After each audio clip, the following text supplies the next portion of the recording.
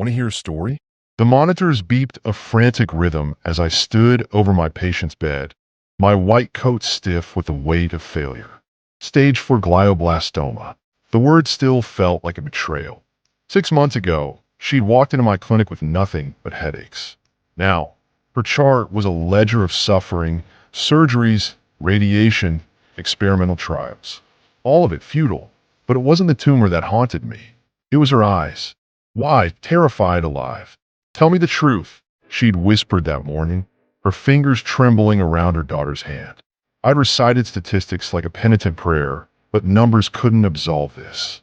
That night, I didn't sleep. I sat at my desk, fluorescent lights humming, and stared at the scans, the malignant star blooming in her brain. Transmute all evil into good. The phrase surfaced from some forgotten lecture. Alchemy, the medieval delusion of turning lead into gold. But what if we stopped fighting the tumor and started fighting for her? The next morning, I scrapped the protocols. No more chasing remission. Instead, we mapped her remaining time like explorers. Palliative care, legacy projects, laughter therapy. I became a weaver, threading her pain into purpose. Video diaries for her daughter, a memoir, a fund for glioma research. Weeks later, she gripped my wrist during rounds. Her voice was slurry, but her gaze burned. You finally see. In the end, the cancer took her, but it didn't win. Her daughter sits in my office now, holding a thumb drive of her mother's laughter.